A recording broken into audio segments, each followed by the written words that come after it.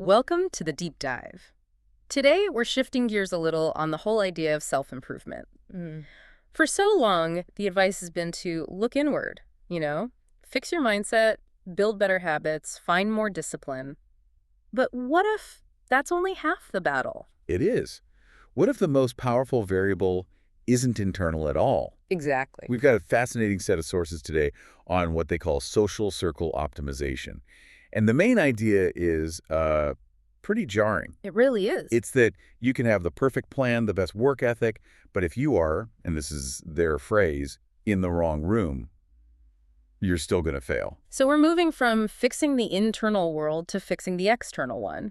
The mission of this deep dive isn't just to, tweak your routine. No. It's to actually audit the people around you and maybe a bit ruthlessly start setting some serious boundaries. And this all kicks off with that cliche you always hear, you are the average of the 5 people you spend the most time with. Right, and everyone just kind of nods along. We all just shrug it off, yeah. We think it's just a metaphor. Yeah. But what the sources make very clear is that this isn't some life coaching fluff.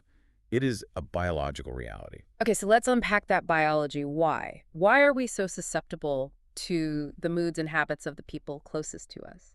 Well, because fundamentally, we're herd animals. We're designed for mimicry, for adaptation, and the key mechanism here is something called mirror neurons. Mirror neurons. Yeah. Our brains are constantly and unconsciously downloading the operating systems of the people we're with. Our consciousness isn't this isolated thing. It's more like a social network. That's an unsettling thought, that my thoughts aren't completely my own. Just how deep does that neurological link go? Oh, it's instantaneous. Huh. And it's physical. We've all felt it, right? Sure. The research shows that if you're sitting with someone who is stressed out or anxious, your brain physically begins to mimic that state. So you're not just empathizing, your brain chemistry is actually changing. It's literally changing. If you listen to someone complain for, say, an hour, you will have a measurable spike in your cortisol levels, the stress hormone. So it isn't just bad vibes. You are literally absorbing their stress. That changes the stakes completely. Changes everything. It means if your friends are always eating junk food or, procrastinating on their goals, Your brain starts to see that as normal. it starts to crave junk food. It normalizes procrastination. Your environment is actively fighting against your willpower. Which brings us to this core analogy the sources use. You can't plant a healthy seed in toxic soil. Exactly. No matter how much potential that seed has, if the soil is poisoned, it's not going to grow. So the mission of this deep dive, then, is to do a soil test, to identify the toxicity and cut off its access to your energy. And that strategic demotion is what the sources call firing your social anchors, which, and this is important, doesn't usually mean a big dramatic breakup. Right, it's not a fight. No. It's about moving someone from your inner circle, where they get all your time and energy, down to just an acquaintance. It's an adjustment of proximity. It's a boundary. Okay, so let's get into the specifics. The source material has this brilliant framework for identifying these people. It outlines 5 key archetypes, these anchors, that you have to demote or remove. And the first one is the most obviously draining. Archetype 1, the victim. The victim. This is the person for whom life is just a series of unfortunate events. They're almost like addicted to suffering. Totally. The traffic was awful, the boss is a nightmare, the weather ruined their day. Something is always wrong. And the telltale sign of the victim is that they don't actually want help. They don't want a solution. Yeah. They want an audience. The sources say they want to dump their emotional garbage truck onto you. That's such a good visual. Isn't it? And you feel it. After 10 minutes with them, you feel physically exhausted. Your energy is just gone. And if you try to help, if you say, hey, why don't you try this? They always have a reason why it won't work. Oh, absolutely. They'll swat it down immediately. Yeah. Because if they solve the problem, they lose their identity as a victim. They are invested in being persecuted. Your pity is their fuel. Okay, so that's the obvious one. But next is archetype 2, the skeptic, which is so much more insidious because they disguise it as just being realistic. Yes, the skeptic. This is the person who just gently pokes holes in your dreams. They don't seem negative. They just talk about, risk and the facts. So you share something exciting, something vulnerable. I want to start a business. And they immediately bring up the failure statistics or the bad economy. They wrap their fear up in this language of pragmatism. And the sources are so clear that this has nothing to do with protecting you. Nothing.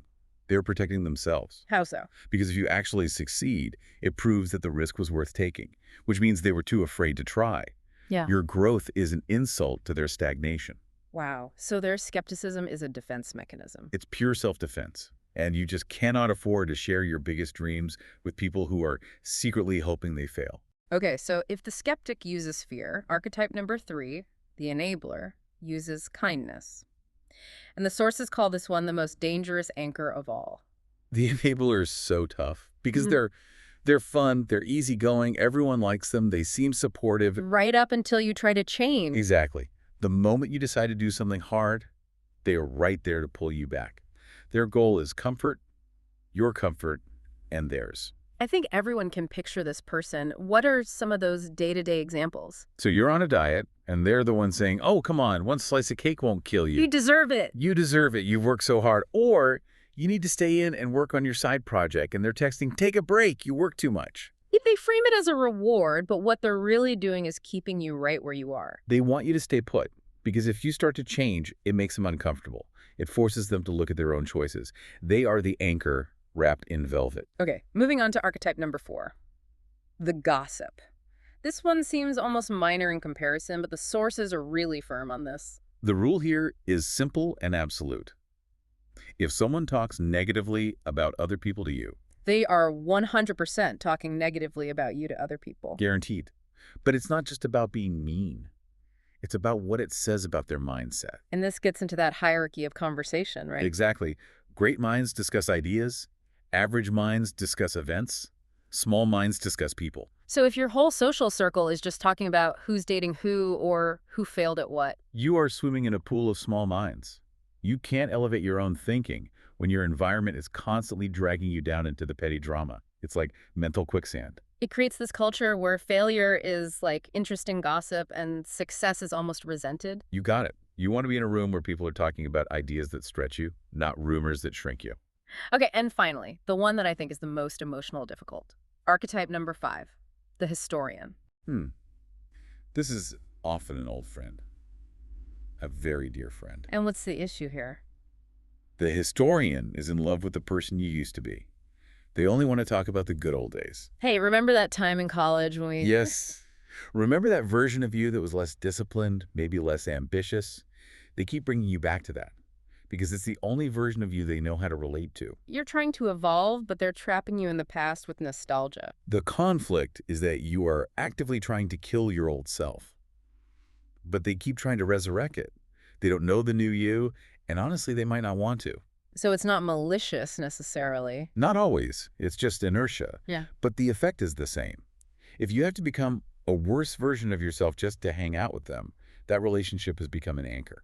And this is where it gets really tough because we know what you're thinking right now. You've just identified someone in your life, and the first thought is, but I've known them for 10 years. I can't just cut them off. And that is the sunk cost fallacy in relationships. Explain that. The sources are really blunt here. The length of a friendship is not, I repeat, not an indicator of its quality. You don't owe someone the next 10 years of your life just because you gave them the last 10. That is such a powerful reframe. You are not obligated to keep paying for something that no longer serves you. Think of your life as an elevator. It has a limited capacity. Some people get on and take you up. Some get on and pull you down. And some are just dead weight, taking up space. It's just dead weight. And you cannot fly if you're carrying rocks. Your energy is finite. You have to be ruthless about who or what you allow in that elevator. But when you start doing this, when you start setting boundaries, there will be pushback. People will get upset. Oh, absolutely. Prepare for it. They'll call you arrogant. They'll say, you think you're better than everyone. Why do they do that? It's a defense mechanism. The moment you decide to grow, you're shining a spotlight on their decision not to. And it's much easier for them to attack you than to change themselves. So when that backlash comes, what do the sources say to do? Let them talk. Their anger isn't proof you did something wrong. It's confirmation that you're successfully breaking free. Your peace has to be more important than their comfort. And this process, as hard as it is, leads to what the sources call the vacuum principle. When you remove the toxicity, you create a space. And that vacuum is essential. It's non-negotiable. Mm-hmm. You cannot attract high performers and healthy partners if your calendar is already full of energy vampires. You have to clear out the old junk to make room for the new treasure. Yes. By being ruthless with your time, you open the door for something better to walk in. You might have to sit in that empty space for a little while. That's the scary part. It is. But that space is where the opportunity is. Staying surrounded by anchors guarantees that nothing new can ever come in. So to make this really practical, the source material gives us a tool, the social circle audit. It's a simple, powerful exercise. First, you just list the 5 people you spend the most time with. Okay. Then, for each person, you rate them on a scale of 1 to 10 based on 3 questions. The first one is, do they energize you? The second, do they challenge you to grow? And the third, do they support your vision? Then you average those scores. And the benchmark, according to the sources, is pretty high. What is it? If the average score of your inner circle is less than an 8, you are fighting a losing battle against your environment. Your willpower alone just can't win that fight long term. So the final challenge from this deep dive is to act on this audit right now. Immediately. Identify the #1 energy vampire in your life, the name that just popped into your head. We all have one. We all have one, and you have 2 options. The first, and best, is to just cancel your next meeting with them. Just postpone it indefinitely. And if you can't, if it's a family member or a coworker, Then you set a hard boundary. The very next time you talk to them, you say something like, "I've only got 5 minutes," and you stick to it. Or, "I'm on a negativity diet today, so I can't talk about problems." you have to protect your energy. You have to protect it like it's your bank account. Mm-hmm. Because it's more valuable than money. It fuels everything else you do. Access to your energy has to be a privilege, not a right. So wrapping this all up, what this deep dive shows is that our success isn't just about us. It's fundamentally tied to our environment through these deep biological triggers like mirror neurons. And maybe the hardest step in achieving anything great isn't learning a new skill. It's deciding who gets to take up your time and energy. It is. And it raises a final, really important question. The sources say it is better to be alone than to be in bad company. And that sounds harsh. It does. But the alternative, letting these people raise your cortisol and sabotage your future, that's far crueler to yourself. The sources even suggest that solitude is where leaders are born. It's the only place where your thoughts can truly become your own. So the question to leave you with is this. What kind of company are you keeping while you wait for that new elevated environment to show up? Audit your circle, fire the anchors, and make space for the leader you're meant to become.